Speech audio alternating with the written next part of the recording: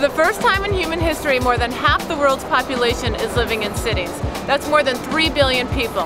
And each and every year, there's more than 60 million more of us moving to cities. We come together in cities to live, work, create, and innovate. They are places where human diversity and talent cluster to foster prosperity. If we can find exciting new ways to ease the natural stress of urban life and maximize the possibilities for positive social interaction and creativity, we will enhance the well-being of city dwellers, the most important factor in sustaining livable cities. This United Nations session will aim to bring together representatives from national government, local authority, civil society, and academia to discuss the elements of successful urbanization for the integration of economic, social, and environmental dimensions of sustainable development.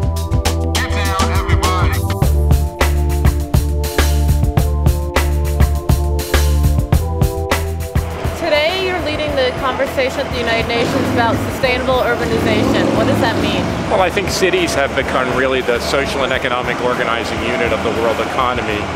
We're going to put about 5 billion more people in cities over the next century and spend tens of trillions of dollars building them. And really what's at stake today is for the UN to make cities a critical part of their new sustainable development goals. Those will replace the existing Millennium Development Goals, which basically guides development for nations and the spending of large international aid institutions in the public and also in the private sector for building infrastructure and building cities and setting them on the right path for growth and development. Why are cities so important rather than states or nations? Well, for the past 100 years, I mean, we're standing in front of the United Nations, which was constructed in the 1950s to house the world's member states, the roughly 180 to 200 nations that organize the world economy. But over the past 20 or 30 years, we've come to recognize that the natural economic units, the real population centers, the clusters and concentrations of people, of industries, of investment, of talent are cities, and the metropolitan areas are urban agglomerations that surround them.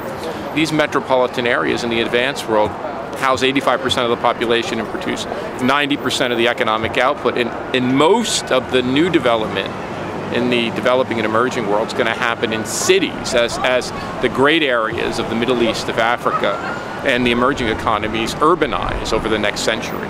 With urbanization comes a lot of inequality. What can cities and regions do to address inequality? Two things come with urbanization generally. One, in general, and in many cases, urbanization brings about a higher level of economic development. That's not in every case. There are a significant number of places in the emerging and developing world where urbanization has really resulted in these large global mega slums, which some consider to be poverty traps. But in general, urbanization brings higher wages, higher incomes, higher levels of economic development. Alongside that, as people cluster and concentrate, comes a greater gap between the rich and the poor. Plato wrote on this, and he said, you know, cities have long been and always been divided between the rich and the poor. But the real fact of the matter is, with inequality, is it's grown a lot over the past 20 or 30 years as our economies have changed. You know, in the past we had these large numbers of factory jobs, which created good middle-class family-supporting jobs, and then we exported those to rapidly industrializing parts of the world. But with automation, with technology, our labor market, our job market has split into a small group of knowledge, high-tech and highly educated jobs, and a much larger group of low-wage and service jobs. So that's created growing inequality, and not just growing inequality.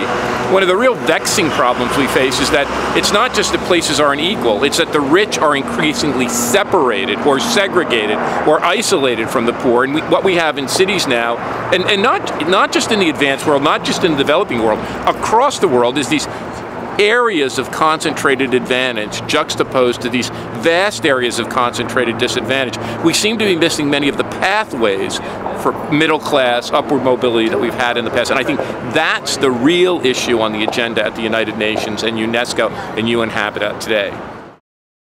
It's clear that sustainable urbanization is the grandest of the grand challenges we in the world, in the entire world, not just in cities, in the entire world face.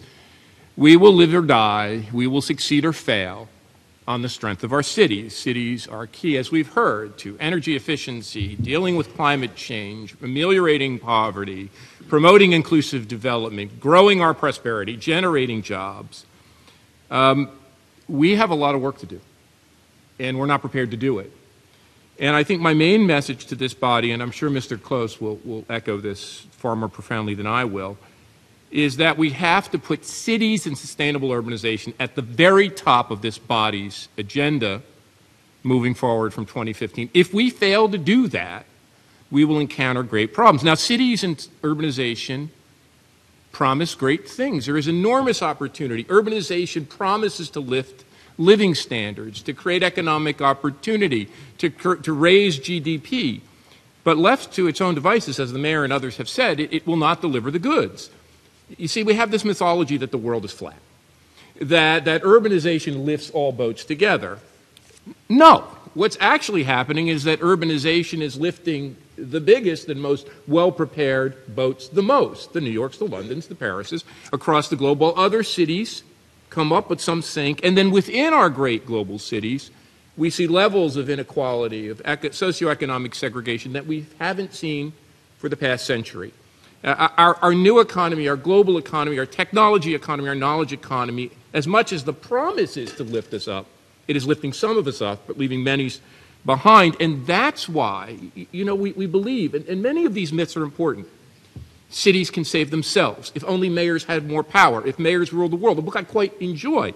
But in fact, without the support of the world community and of member nation states, cities and urbanization will not achieve. So I just want to quickly report, and I'm sure Mr. Close will build on this, what we heard at the World Urban Forum in Medellin, where 20,000 of us, 20,000 urban and city leaders and planners from 160 countries met to discuss the future of urbanization from among the globe. What we heard forthright was the need for this body to make sustainable urbanization and cities a centerpiece of the new Sustainable Development Goals. Eugenie Birch, who heads the World Urban Campaign, called for this. She said that cities and all human settlements, both in the advanced and developing world, are critical. They are crucial for us to address all of the problems of climate change, poverty that rich and poor alike face. The Medellin Declaration, which approved and released at the close of the forum, called for a sustainable development goal that promoted urbanization, that promotes comprehensive and participative planning, greater social cohesion, gender equality, balanced land development, more urban resilience to climate change, and safe and affordable transportation. We very much need this goal. You see, I said this. Of all the grand challenges we face, that challenge of climate change, of mitigating natural disaster, of ameliorating poverty, of generating prosperity, of mitigating inequality, they all come down to how strong our cities are. The only way we will move to a model of greater prosperity, more inclusive growth, greater resilience, which to make our cities stronger. And here's the rub. And here's why we have so much work to do. I've been in this field for 25 years. I try to work on and understand global cities. We have no data. Now, you may think that's a simple, small-scale problem. We have no data to compare what works and what's not. For nation states, we have national income accounts, economic input-output tables. We have nothing. So one thing we have to work on, and this body can help so much with, is creating standards and helping to fund the development of systematic and comparable data on the cities and regions of the world. Without that, we have nothing to calibrate against. The training and development infrastructure we need to build. We have a tremendous training and development infrastructure for engineers, for medical doctors and physicians, for heads of state, for parliamentary delegates. We have literally nothing to prepare mayors and civic officials. Yes, we have that in the advanced world, but around the global economy, we have nothing to prepare and train people to take on these challenges. How are we going to make sure we invest in things that work? How will we calibrate this? As was mentioned, we're going to build 60% of our infrastructure over the next 50 years. We're going to spend more trillions of US dollars or euros building cities in the future than we ever have before. We can do that randomly and in an ad hoc fashion, in a very inefficient, suboptimal way, or we can make those investments count. And one of the things that this great body could do to help is by making urbanization, sustainable urbanizations, and cities one of those core goals. Because that would help shape and drive and orient the private investment, the billions and trillions of dollars in private investment, leveraged by the billions and trillions of public investment, so that we can build the best possible cities we can. We can overcome global slums and poverty. We can begin to mitigate inequality. We can start to deal effectively with climate change. We can make sure that so many of our coastal cities are more resilient. But we need to have a plan and a framework. And building that plan and framework, I will submit to you, and creating that goal is the single most important thing we have to do in this coming century. Thank you. Thank you so very much.